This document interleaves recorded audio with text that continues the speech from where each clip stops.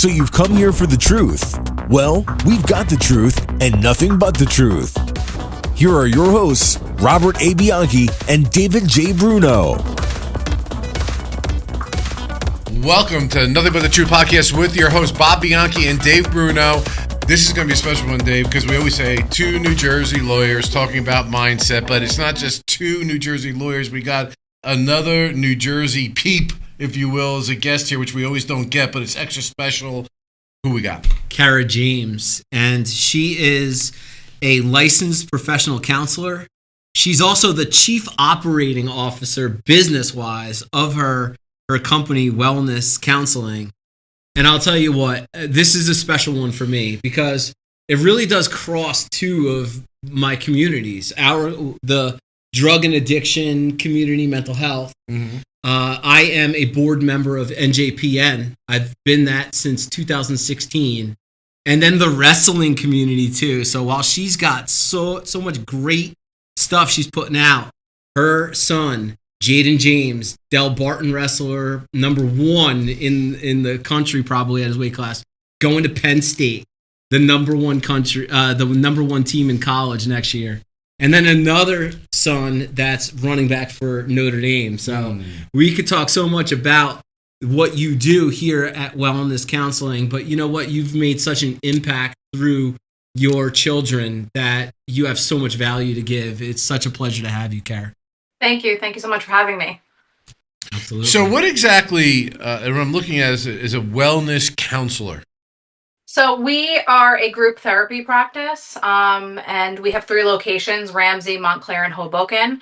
It started off being a small practice. The owner and founder of the practice started as a solo practitioner, and she added on a therapist or 2. And then during COVID, things got really busy and we expanded, and now we are a team of about 29.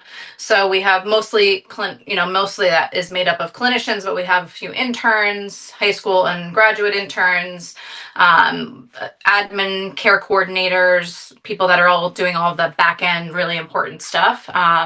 And so we're all licensed therapists, except for some of our admin, whether that's licensed clinical social workers, licensed professional counselors like myself, marriage and family therapists. So we see from age 4 or 5 and 90 across all the age ranges. All right, so Dave and myself have uniquely, as we were talking about before we got on the show, always been in the wellness mindset space. We were trained by Dr. Brene Brown, which we'll get to in a minute. I know that's you're a fan of Dr. Brene Brown's work.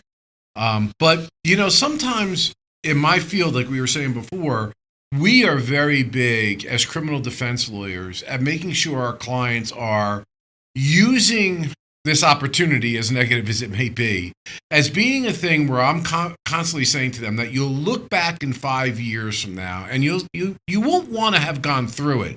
But you'll look back and say, this was the best thing that ever happened in my life. And we've heard that from people that have taken advantage of that over and over again. But sometimes a guy like me doesn't know where to refer a person.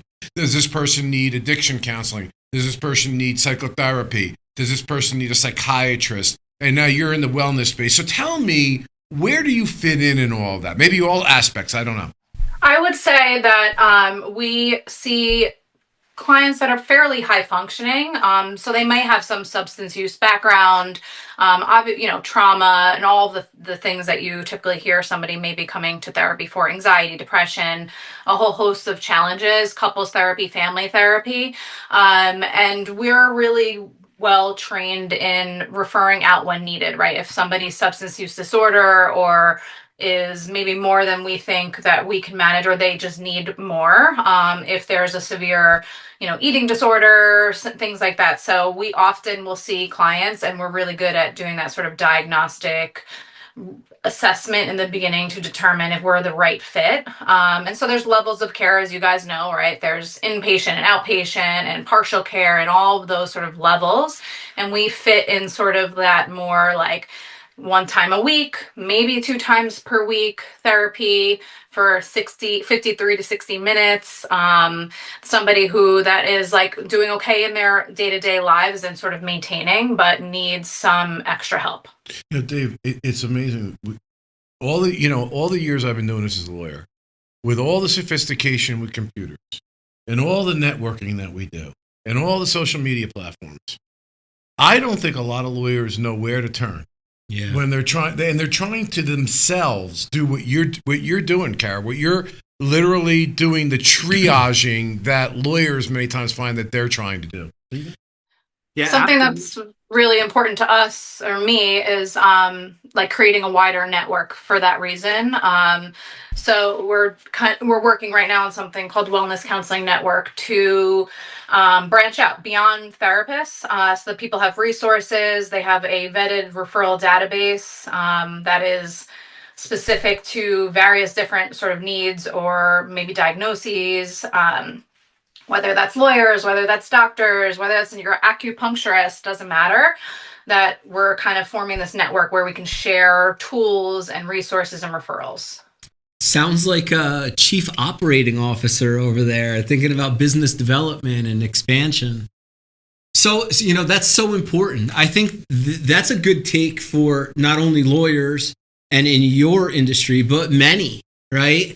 Oftentimes, these professional services have niches, and this is what they handle. That's what they're good at. But yet, building up those bridges and building up those networks for supplemental services are extremely important. I mean, for us at the Bianchi Law Group, doing criminal defense, we don't handle divorce. We don't handle employment or personal injury. And I talk a lot about that when I'm on stages talking about networking as to why it's so important.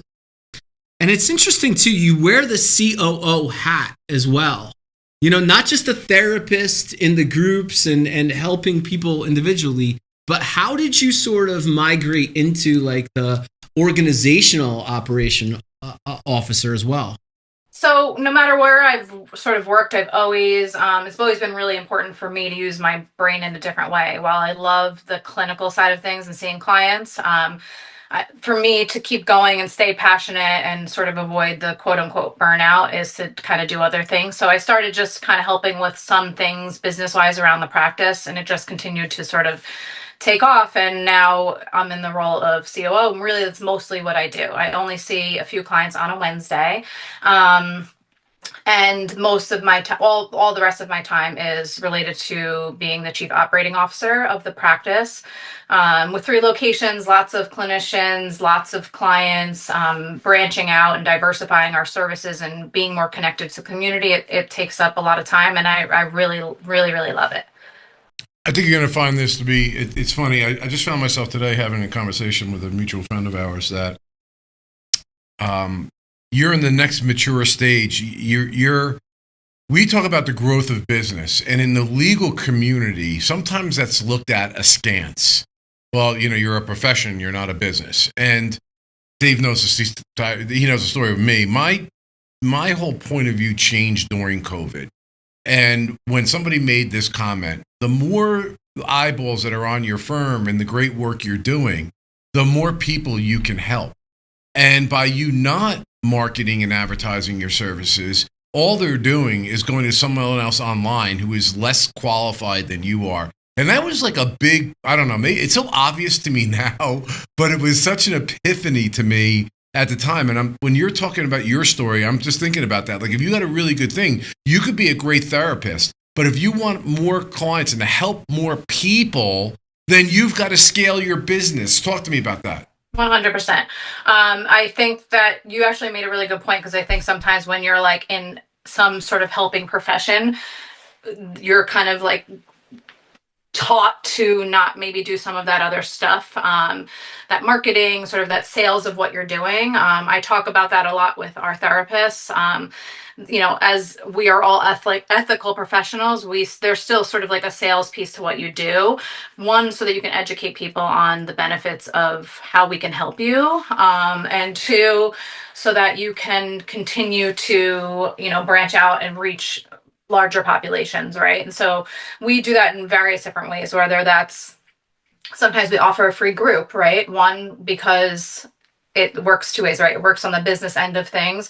And we're also then like giving a really great quality service to people for free, right? We train graduate interns in a really, I think, a really intentional way. I trust them, and with that, we can give people reduced rate therapy, which, therapy is expensive. Not everybody has, out of network benefits. It's hard to find therapists in network.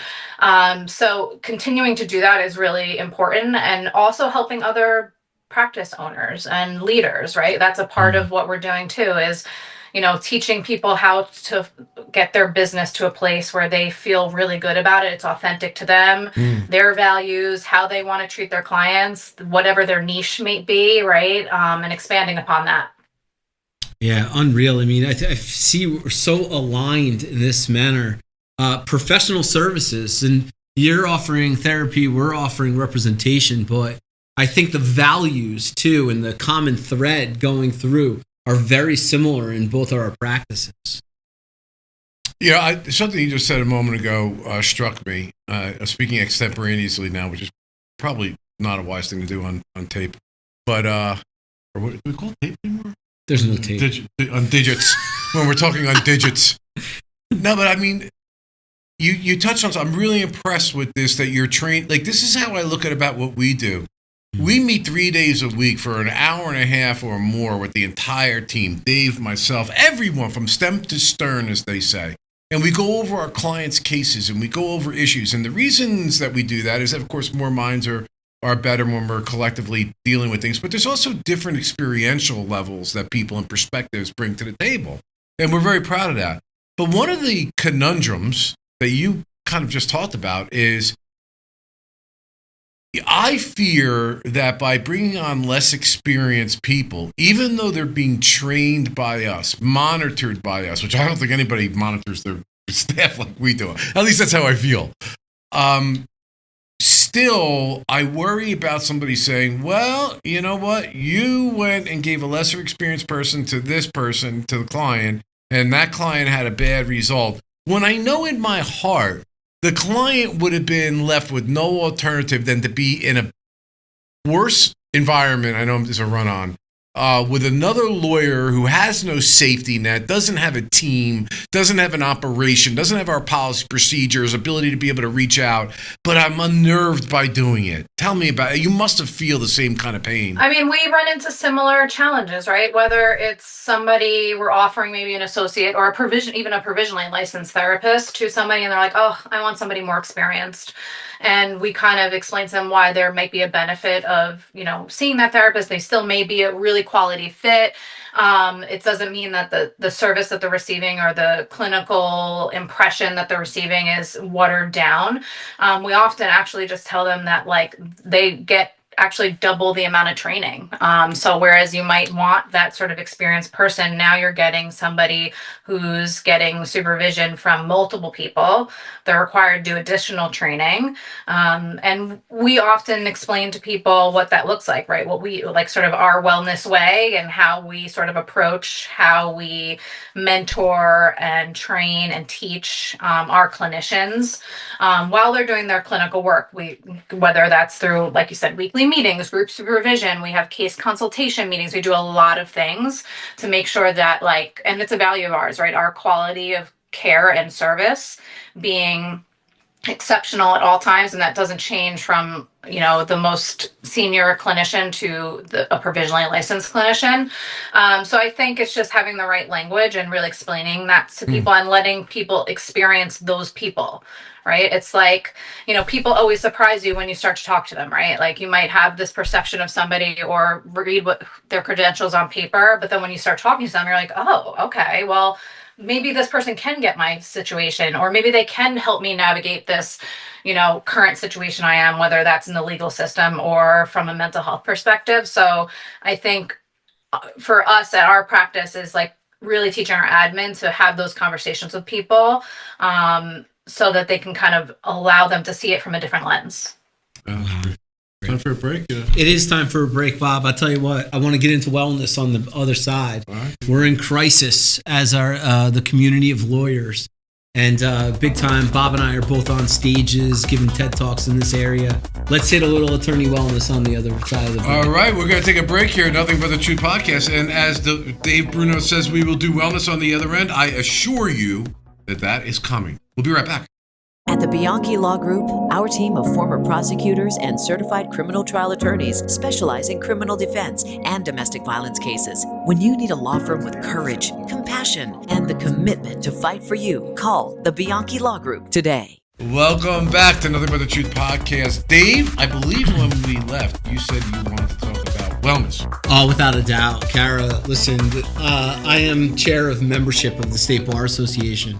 In 2023, the New Jersey State Bar Association put a task force together, and it was survey and interviews and things like that. And the results that were spit out were just astounding. The top level concern, 11% of the respondents in the 1,600 attorney survey reported suicidal ideations within 2 weeks of that survey. Right now, the ABA is doing a more extensive research project that we're bracing for these statistics with 30 states. And it's something that Bob and I talk about regularly in our community.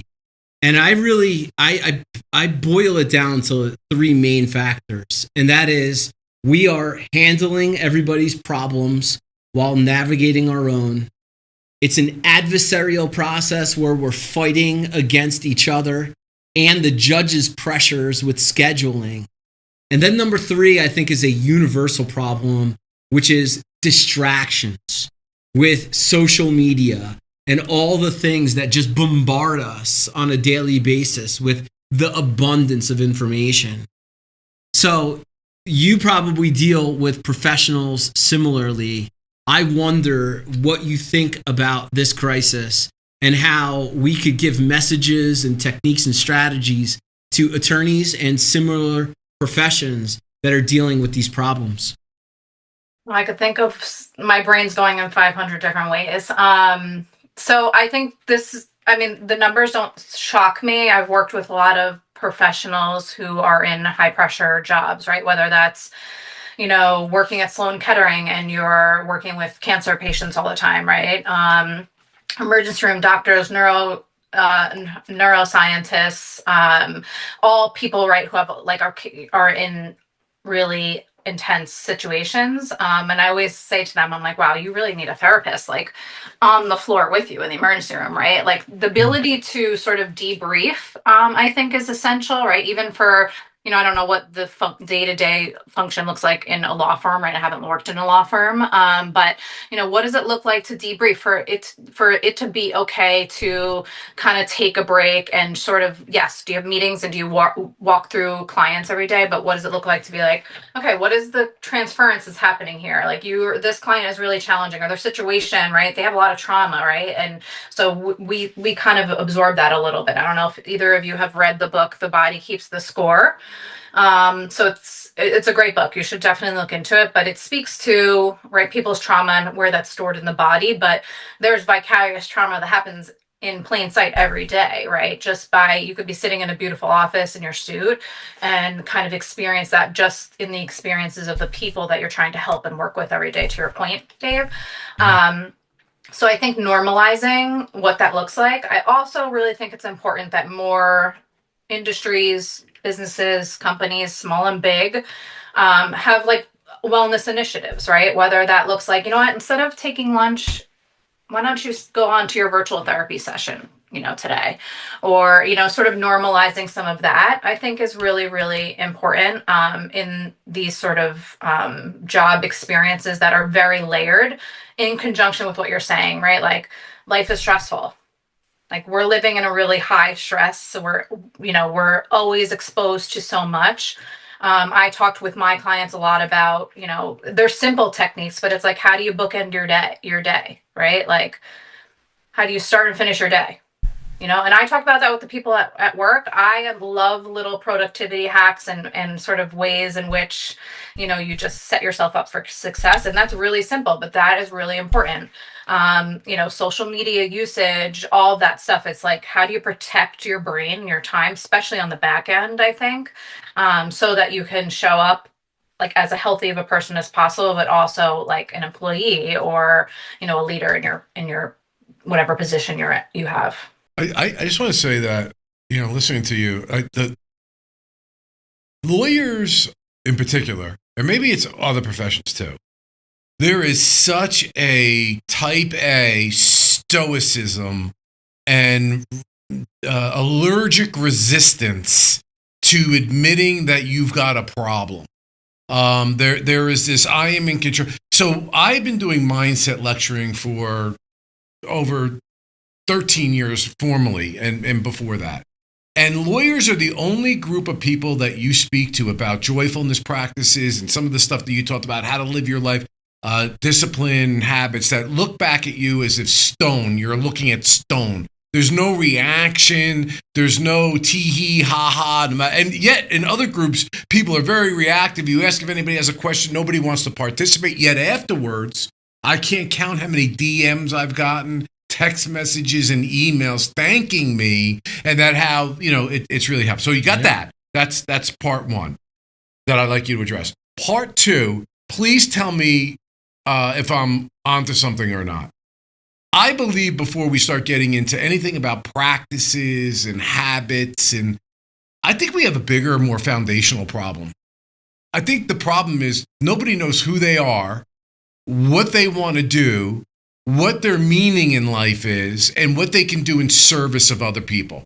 I believe that all the habits in the world, all the disciplines, all the cold plunging, all the eat fava beans at 5 a.m, whatever the crazy thing is, means nothing if you don't have orientation. I mean, I think that's fair, right? Like to really identify with like your relationship with yourself is what you're talking about, right? I think clinically, right, that's a piece of a lot of what I do when I have seen more clients, but it's right. It goes with your relationships. It goes with your relationship to work. I was just listening to a podcast the other day about people are like passionless, even if they're like putting on a front that they're full of passion, right? Because we're so overly exposed to so much information that they really don't have a true like identity to what they're doing every day and why they're setting out to do that. So I think that speaks to what you're saying. Absolutely. So yeah, I can see how that is like a fundamental challenge. And I think that there's something interesting, and I don't know the answer to it, but type A is a funny thing, right? Like, what does type A mean? Yeah. What are the qualities that like are common amongst lawyers? Maybe they're actually more anxious people, and they're, because they, like to succeed and they do well at something, right? There's no vulnerability to kind of show that like there's an anxiety, right? Or whatever the case might be. I'm just throwing that one out there. So it's really just kind of identifying like who are these, who am I, who are these set of traits that like, the world says I'm more type A, and having conversations like on your bigger stages with people about what that looks like and what are some of those common traits that sort of exist amongst the population of people that work that profession. Yeah, Bob, you talk about that meaning, and Bob and I we have our own sort of systems. Mine are the rails. He's got his 4 B's, which are very, very similar in aligning ourselves with faith, relationships, body, and business. But for lawyers and professionals, that service mindset is fulfilling in and of itself, because we and similarly situated professionals have an opportunity to help people in the service of others. And I think that when we talk to younger attorneys too, the attorneys that get into it for the financial reasons alone and just to make the money are the ones that are often most distracted, because you lose that ultimately. And it's a tough business when you're just looking for the purpose of gaining finances. So I wonder too, how closely aligned sort of like that compass is with service of others and nurturing others and community that you think. I actually, when you were talking, I was thinking about like sort of younger generation of professionals.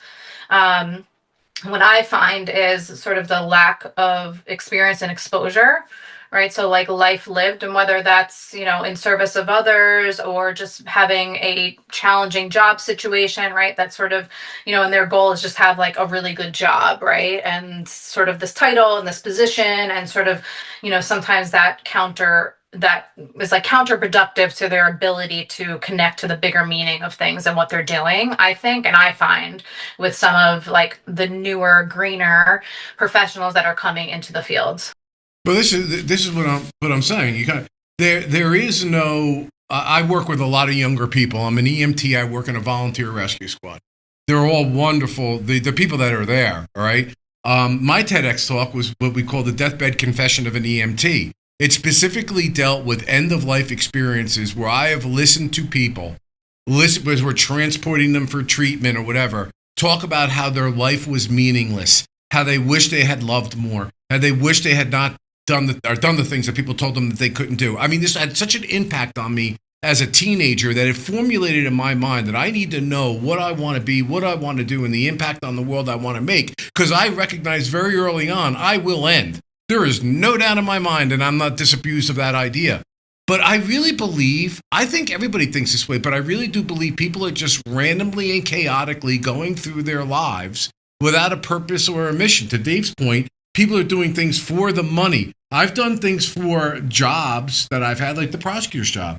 When I had the prosecutor's job, I worked 16 plus hours a day. There was a lot of negativity. There was a lot of media, public pressure, things like that. But I loved what I was doing. So I wasn't serving a prison sentence. You give me the same amount of hours and the same amount of pay and something I don't want to do, and it's not aligned with what my deathbed confession is, what I want to be at the end of my life, then it's a prison sentence. Yeah. Yeah. I mean, what you're speaking to is right, like that set of experiences, whether they were hard or not, that like sort of manifested your bigger understanding, your passion, and kind of the know into what you like and how the world works, how people interact, that relational aspect. I think that's probably also what was happening, right? Like the relational piece of life, whether it's in the service of others, giving back to your community, whatever those things are. I think that we're missing that piece, right? In the most intimate relationships of our lives, in our work relationships, whether that's, a symptom of COVID or probably longer than that. Because I read a book pre-COVID called Lost Connections, it's speaking to, kind of what I'm saying now. So I think that's a huge piece. And I think from the therapeutic perspective, right, it's like teaching people how to have relationships, right? And so, and when you have those relationships, right, like you have more empathy, you have more understanding, you can have a different perspective, a different lens. So I think that's a huge sort of thing that's at play. Yeah, sure. Relationships. And then what comes next is community as well. And I think that's got to be a consistent banging of the drum nowadays in what all the chaos is going on. Community, togetherness, opposite of isolation and separation. Because separation, isolation, that's dangerous area to get into. Thoughts, Kara?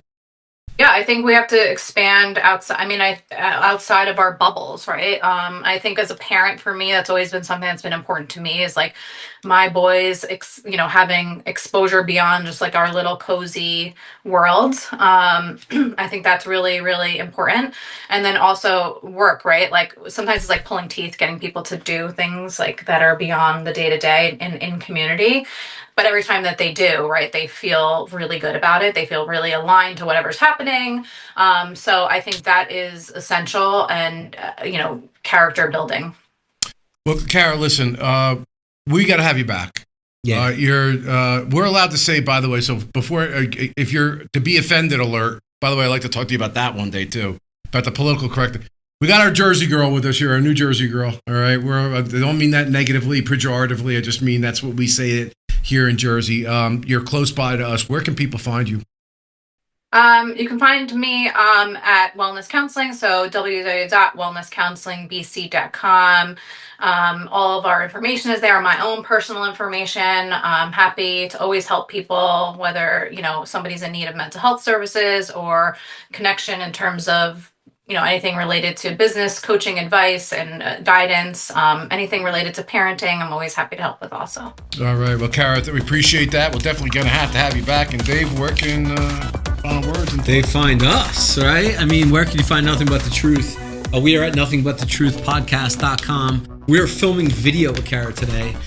which will be available on Saturday. The podcast is also in Spotify and Apple Podcasts. Kara, it has been such a pleasure. Looking forward to seeing you at some of these matches coming up, and I'm wishing you and your family so much success. You have done such a good job with the boys, and looking forward to seeing their success. It's really nice talking to the both of you. We're the Bianchi Law Group, a team of former prosecutors and certified criminal trial attorneys. But here's the thing. He put himself in a box when he said, Relied on by CNN, Fox News, MSNBC, Law and Crime, and news leaders across the country for our criminal defense To get a expertise. search warrant, you have to have probable cause that a crime's been committed and there's evidence in a particular place. When you need a law firm with courage, compassion, and the commitment to fight for you, call the Bianchi Law Group today.